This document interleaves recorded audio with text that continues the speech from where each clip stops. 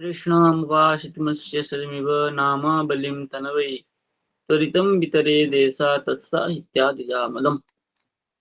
तो हम कल संज्ञा प्रकरण के विषय में विचार कर रहे थे। उसके बाद में अभी प्रकरण प्रारंभ कर रहे हम संधि प्रकरणम।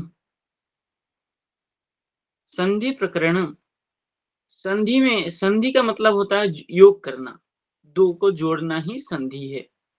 तो यहाँ शास्त्र है, शब्द शास्त्र है, तो शब्दों को जोड़ना ही संधि है।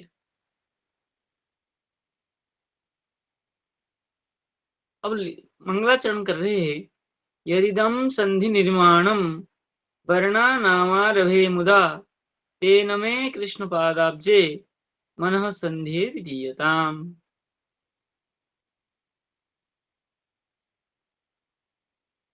यदि इदं संधि निर्माणम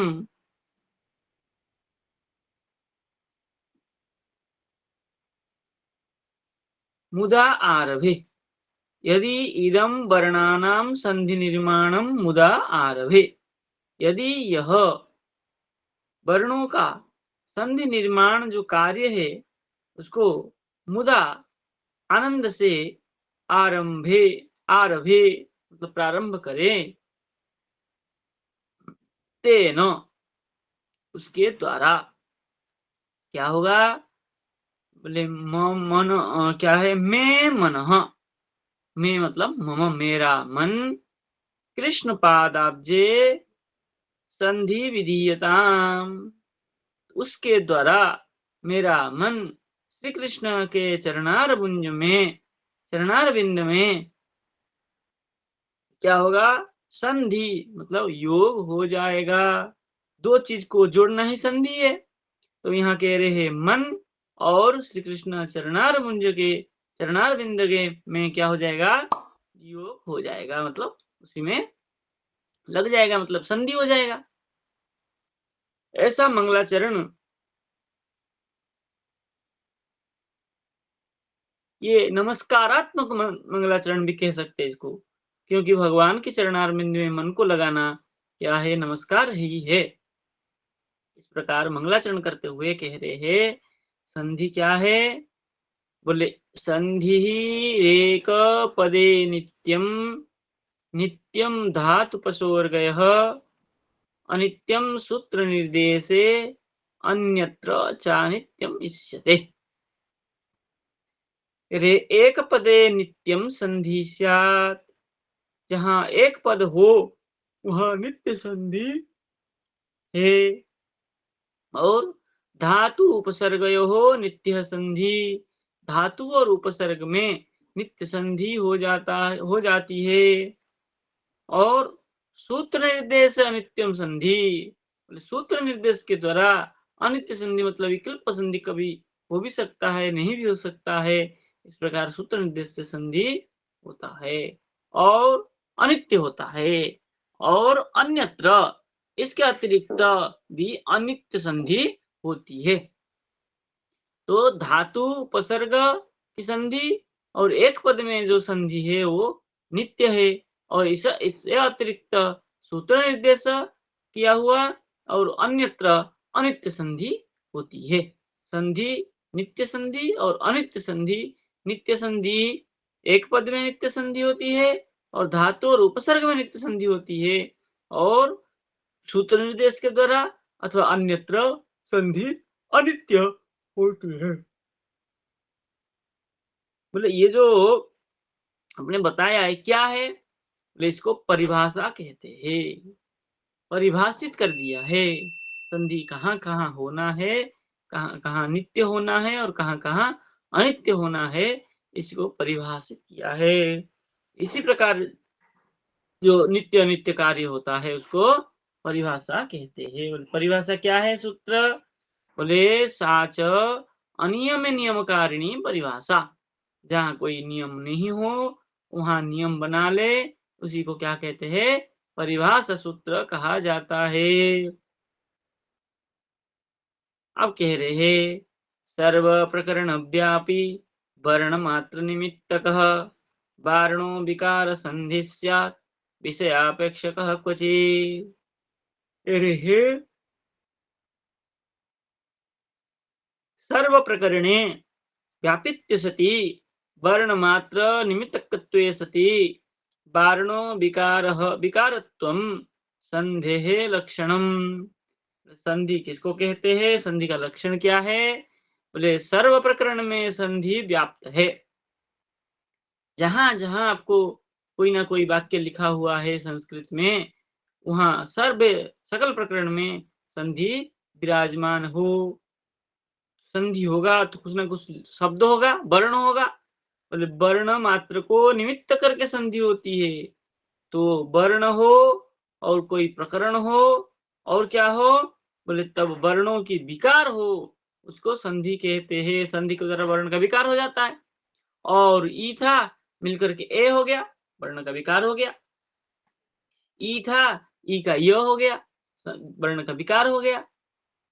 तो था, द हो गया, वर्ण का विकार हो गया। ये सब जो है वर्णों की विकार को ही संधि कहा जाता है। और बोले कहीं कहीं विषय का अपेक्षा में संधि हो जाती है। जैसे कृष्णम अत्र, कृष्णम अत्र हो गया, मिल गया संधि। तो विषय को अपेक्षा करके भी कहीं कहीं संधि हो जाती है। बोले किंच, इसी को अन्य किसी के मत में अचो ये हल संलग्ना ते सर्वे परतो मता हल च तस्य रामंतम यत्र नान्यत् न संग्रही। कह रहे जो अच की वत पर में हल हो, हल की पर में अच हो, तब क्या होगा? बोले हली अच, ये अच हो जो हल जिस अच में संलग्न हो जाता है, ते सर्व परतोता। इस प्रकार सर्व का सबका श्रेष्ठ मत है।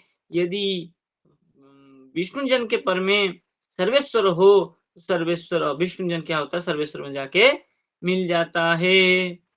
और बोले हल च तत् रामांतम, फिर हे हल वर्ण होगा, विष्णुजन वर्ण होगा, क्या होगा? तत् अरामांतम, अरामांत में शब्द आदि, अराम आदि शब्द में क्या हो जाता है?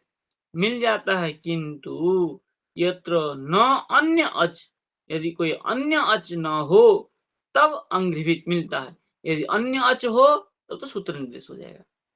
जैसे यादव इंद्र, यादव में ब में अ पड़ा हुआ है, पर में इंद्र, सर्वेश्वर इंद्र मिल गया, तो उन दोनों में क्या हो जाएगा?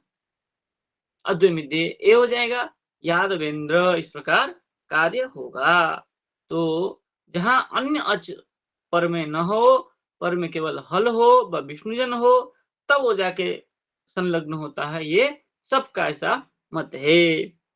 अब कह रहे हैं ततश्च कृष्ण योग अग्रे,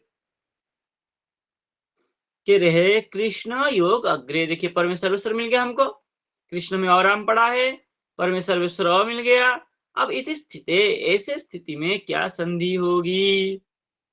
तब कह रहे हैं, हम प्रक्रिया में चलते हैं। कार्यार्थम अक्षरम विश्लेषयेन मेलयच्च इति न्यायेन अराम विश्लेष, कृष्ण में जो आराम था उसको विश्लेषण करके अलग रख दिया, तो कृष्ण और अग्रे ऐसा बन गया। अब देखिए कार्यार्थम अक्षर विश्लेषण में जो न्याय है, इसका अर्थ क्या है? बोले कार्यार्थम, कार्य के लिए, अक्षरम विश्लेषण, कार्य के लिए हमने अक्षर को क्या किया? विश्लेषण किया। विश्लेषण करने से क्या क्या विश्लेषण हुआ? क, री, श, ण, अ, इस प्रकार हमने क्या किया? विश्लेषण किया। ककार उत्तरवर्ती ऋकार, ऋकार उत्तरवर्ती सकार, सकार उत्तरवर्ती णकार, नकार उत्तरवर्ती अकार, इस प्रकार हमने क्या किया? विश्लेषण किया एक एक को। तो हमको जिसके साथ कार्य करना है, किसके साथ कार्य करना है? अंत सर्वेश्वर के साथ कार्य करना है, तो उसको हम क्या करेंगे? विश्लेषण करके अलग रख देंगे। तो क्या कर देंगे? कृष्ण ऐसे चिन्ह देंगे। अ, कृष्ण, अ और आगे योग दे करके अग्रे, अविति स्थिते, ऐसे स्थिति हो जाने पर सूत्रार्थ कह रहा है, दशावतार एकात्मके मिलित्वा त्रिविक्रमः। यदि दशावतार वर्ण हो, एकात्मक वर्ण हो, तो दोनों मिलकर के क्या हो जाएँगे?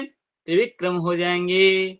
अब देखिए कृष्ण में जो अ पड़ा है और पर में जो अ पड़ा है दशावतार में आता है कि नहीं आता है? आता है। और दोनों एकात्मक वर्ण है कि नहीं है? है। तो एकात्मक वर्ण होने से क्या हो जाएगा? त्रिविक्रम हो जाएगा। तो कृष्ण, कृष्ण का अ और ओ अग्रे का अ दोनों मिलकर के क्या हो जाएँगे? आ हो जाएँगे। तो कृष्ण योग अग्रे, अब न्याय लगेगा। जल वालु का न्यायेन परसर्वेश्वरस्य परसर्वेश्वरस्य पूर्व विष्णुने प्रवेशे। अब कृष्ण जो है, क्या है? कृष्ण विष्णुजन पड़ा है, तो कह रहे हैं पर सर्वेश्वरस्य पूर्व विष्णु जने, पर का जो सर्वेश्वर है वो पूर्व के विष्णु जन में प्रवेश हो जाएगा। तो कृष्ण आग्रे, आ करके कृष्ण में मिल जाएगा। तो कृष्णाग्रे इति संधि पदम सिद्धम, इस प्रकार लिखना होगा। हम एक ग्रुप में एक लिख के छोड़ दे देंगे आपको, बाकी आप आगे ऐसे ही लिखते रहिएगा। ऐसे ही अब संधि दिया हुआ है इसमें, राधा योग आगता, राधागता, हरिहरि योग इति हरिहरीति, हरि योग इहा, हरिहा, विष्णु योग उदय, विष्णुदय, विष्णुजुग ऊढ़ा, विष्णुऊढ़ा, नरभातृ योग ऋषि, नरभातृषि, गमल ऋजुक्तल ऋकार, गमल ऋकार। इस प्रकार इसमें जो संधि दिए हुए हैं, इन संधियों को साधन करना है। हम कृष्ण योग अग्र को साधन करके लिखने की प्रक्रिया में आपको व्हाट्सएप में देंगे और आप लोग कल हमें इसी व्हाट्सएप ग्रुप में 4 बजे से 1-2 मिनट पहले भेजेंगे। हम उसको देखेंगे। यदि किसी का कहीं इधर-उधर हुआ हो, तो हम उसको बता देंगे कि ऐसे नहीं, ऐसे लिखना है। तो आज पहला दिन है और लिखने की प्रक्रिया नया होगा, इसलिए एक सूत्र ही करते हैं। एक साधन की बात में हम कल से 2-3 पुनः साधन और संधि प्रकरण को आगे चलाएँगे।